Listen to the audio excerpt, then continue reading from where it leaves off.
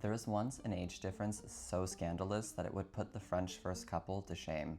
We gotta go back to the scandalous court of 1534 France. We're going to begin with a recently widowed woman. Her name is Diane. She's 35, she has 2 daughters, and she's stunning. She likes to swim, she likes to ride horses. Everybody seems to love Diane.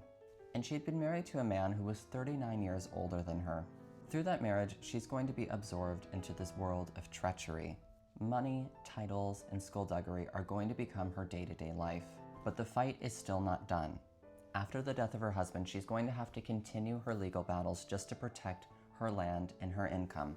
But through these battles, the king notices her, and he's impressed, and eventually he would encourage her rise at the royal court. She would become a lady-in-waiting, but in reality, she's also going to become an advisor, an accountant, a diplomat, and she wouldn't stop climbing the ladder at the court until she reached the bed of the king's 15-year-old son. That son is called Henri.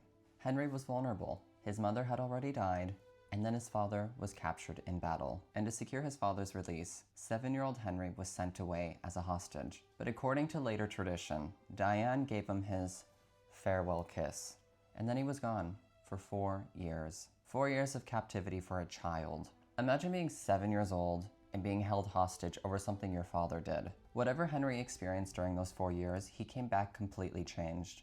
But one of the familiar faces he saw when he came home was Diane. And somewhere around this time, their relationship is going to become sexual. History often romanticizes what happened as a great love affair, but by modern standards, there's a much darker question that we have to ask. Was this a scandalous romance or something more troubling?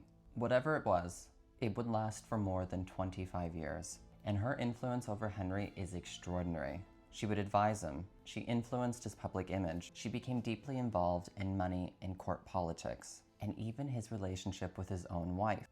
For years, Henri and Diane were one of the most powerful alliances in France, and his wife was left to watch. But then in June 1559, Henri was jousting, and a lance shattered. A splinter drove through his eye and into his brain. He was writhing in pain. His screams echoed through the halls, torturing everyone who was forced to listen. Diane begged to be at his side, but she was refused. For more than 20 years, she'd been one of the closest people to the king, and now she couldn't even reach his bedside. He would die 10 days later, and with his death, Diane's career at court would die along with him. Because suddenly the woman who had spent 25 years at the center of Henri's world had to face a terrifying question. How much of her power actually belonged to her? And waiting for her was the woman who had spent all those years watching from the sideline, Henri's wife, Catherine de Medici.